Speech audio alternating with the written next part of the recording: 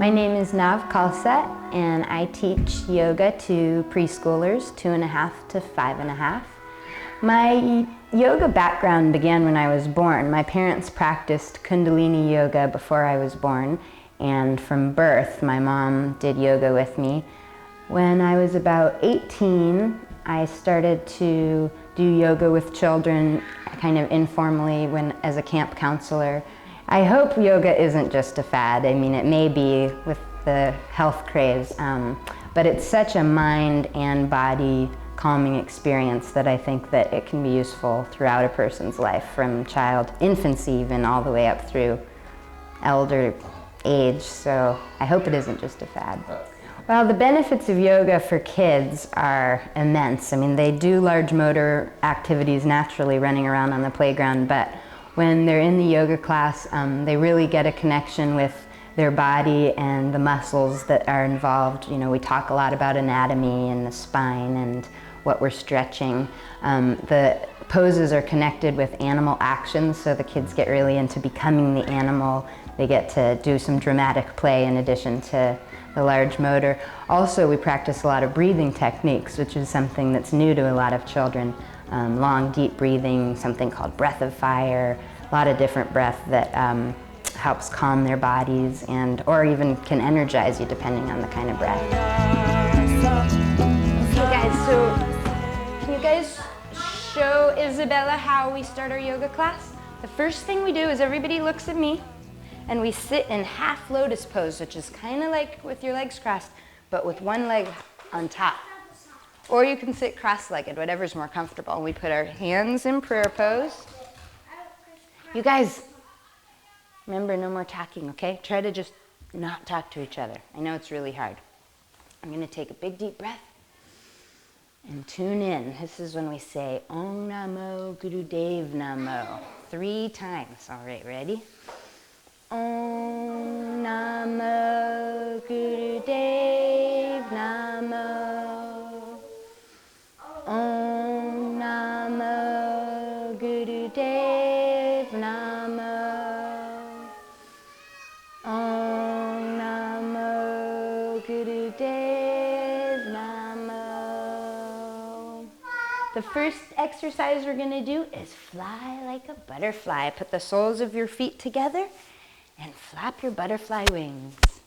Fly like a butterfly, fly like a butterfly, fly like a butterfly in the sky. Does it feel hard?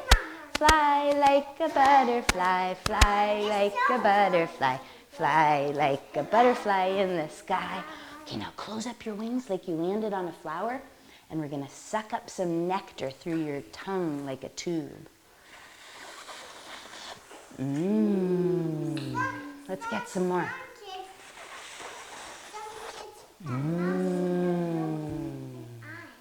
Good work. One more time. That was yummy. Good work.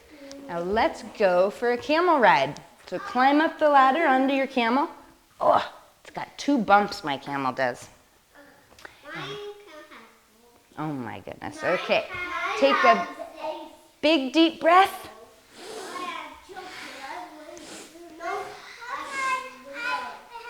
Stuart and Nick. Stuart and Nick.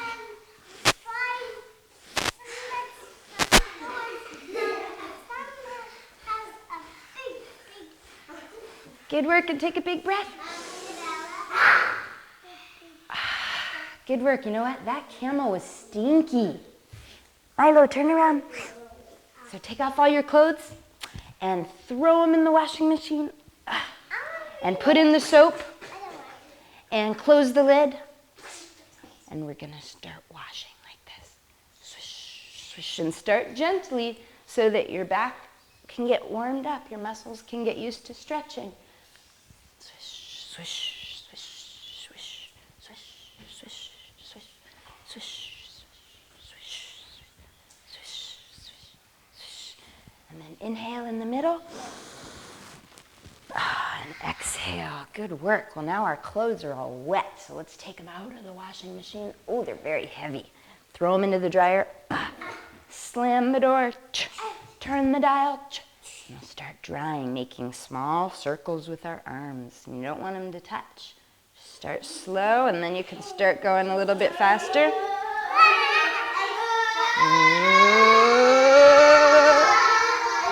Okay, inhale. And exhale. So we got some dry clothes. Let's put them on. Or you can be naked if you want. And lay down on your back because we are going to go for a bicycle ride. You do either shoulder stand or just be on your back and ride your bicycle up mountain. Yay, you're doing it. All right, now take a big breath and stretch it over your head if you can. This is plow pose. I see you trying. Good work, friends. Oh, good job.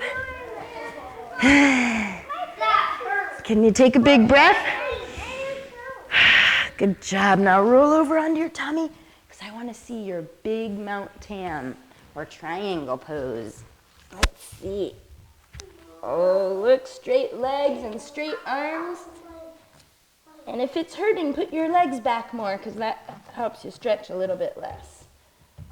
Oh, so big, these mountains. Great. Take a big breath and stand up tall. Let me see your big trees on top. If you want to hold on to the wall to balance, you can. Are you trying? Yeah, I see that. Good work, friends. And you can try your other leg. It's pretty tough, but sometimes I can do it. Oh, good work. All right, get back on your mat, Stuart and Nick. Spread your legs out a little bit, like shoulders apart, shoulders length apart, and make your big axe. Good job, you guys did it. You put your fingers together and then your pointers up, and you take a big breath, and chop, and chop, and chop. Oh, did that hurt your earring? And chop, and chop. We can put it back on after the class. And chop, and now one big more chop, and then look through your legs, look at the mirror. Now take a big deep breath. These are very quiet lions because it's nighttime.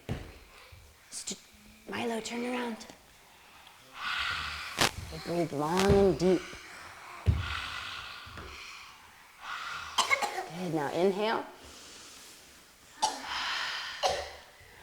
Now, you know what came after the lions was a very sneaky animal. It wasn't a cat and it wasn't a cow, but it was a cat-cow. And it goes like this. You be on your hands and knees. And first you bend your back in. Can you be on your hands and knees too? Good job. Moo. And then it's a scared cat. Meow. Moo. Meow. Moo. Meow. Moo. Meow. Moo. Meow. Good. Moo. Meow. Now one more time. Moo. Meow. Now inhale. Very good, my friends. Well, after those crazy cat-cows went to sleep, you know what came out? The cobra snakes. Let me see your cobra snakes. Lay down on your tummy and stretch yourself up from your arms. Good work. Try to put your heels together if you can. And look at the stars. We're going to take long, deep breaths. So look at the stars.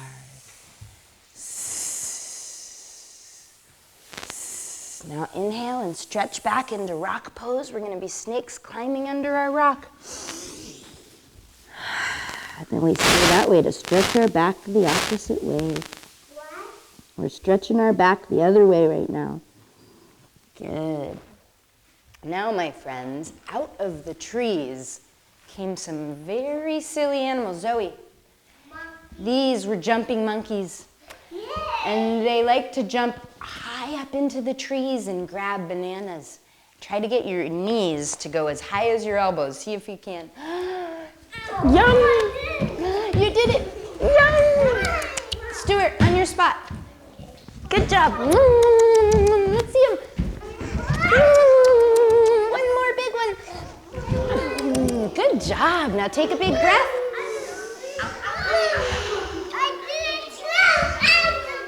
Okay, now inhale and come down on your mat. You okay? Come down.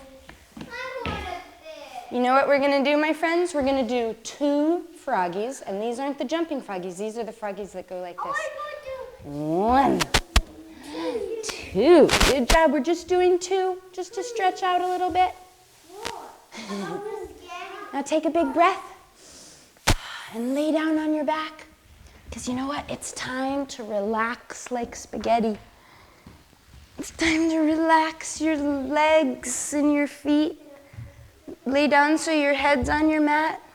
Zoe, lay down on your back, sweetie, and close your eyes. And relax your feet. And relax your tummy and your legs. Lay down, Glennie. Relax your shoulders and your back. And take deep breaths from your diaphragm. That's under your tummy. Pretend that it's a balloon that you're filling up. Good job. Now while you're relaxing, I'm going to come around and feel your spaghetti and see if it's cooked. Feel your pasta body. Relax. See if that is cooked. Ooh, yeah. Good work, friends. There's a lot of relaxed bodies here. Well, teaching yoga to children has a lot of challenges that you might not come up against if you were teaching adults.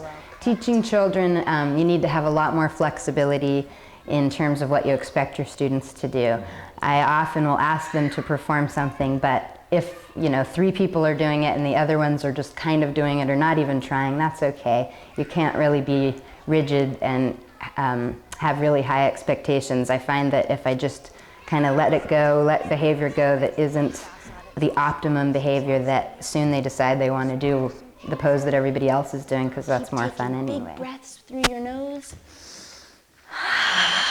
And now start rolling your wrists and rolling your ankles and rub them together to make some energy. And rock up if you can. Good work, friends. Rock up.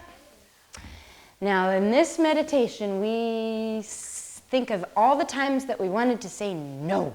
And we say no, no, no, no, no, no, no. No, no, no, no. Let me hear your nose. No, no, no, no, no, no, no. Well, some tricks that I use for helping people get calm who are maybe a little bit more rambunctious than the rest is perhaps asking them to choose the next exercise so they get to be in a leadership position.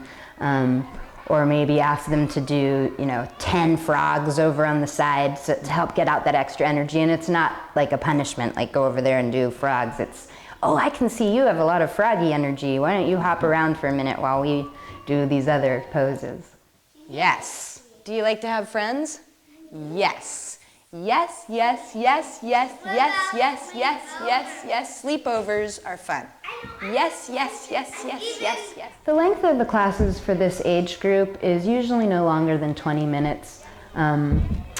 Early childhood research shows that large groups of children don't learn best by sitting and having one teacher give them information for a really long time. So 20 minutes is about as long as I expect them to want to pay attention to me.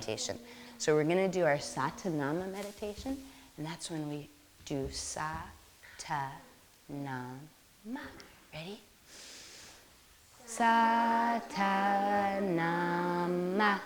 Sa-ta-nam-ma. Sa-ta-nam-ma.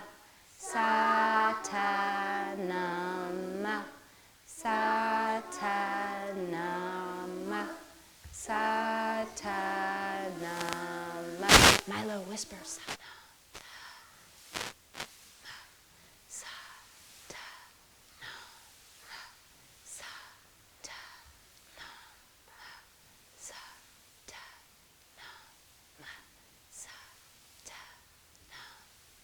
Now say it in your head.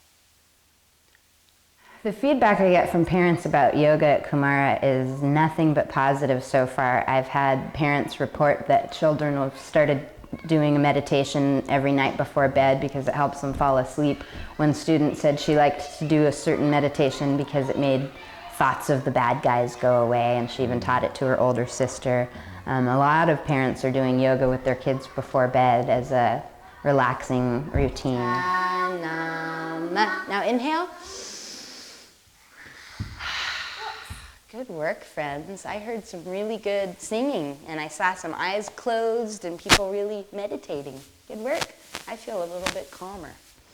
So now we're going to sing our last song that we always sing at the end of yoga. That's right, it's May the Long Time Sun Shine Upon You. May the long time sun shine upon you, all love surround you, and the true light within you guide your way on. May the long time sun shine upon you. Good work, friends. That was really fun, and thank you for being such good listeners. Now please start rolling up your mat from the opposite end of where your name is. Well, I would suggest for a new teacher teaching yoga to children that you buy a big roll of wholesale yoga mat and that you make the children's mats from a big roll, because then everybody can have their own mat and it helps delineate their space and they feel ownership over it. Then everyone gets the same, and it's just a nice, clean way to handle that. Additionally, it's just really important for new teachers to realize that all the children are at different levels and that it's okay wherever they're at, and that you need to kind of meet them there and help them get to the next level, but not have too high of expectations.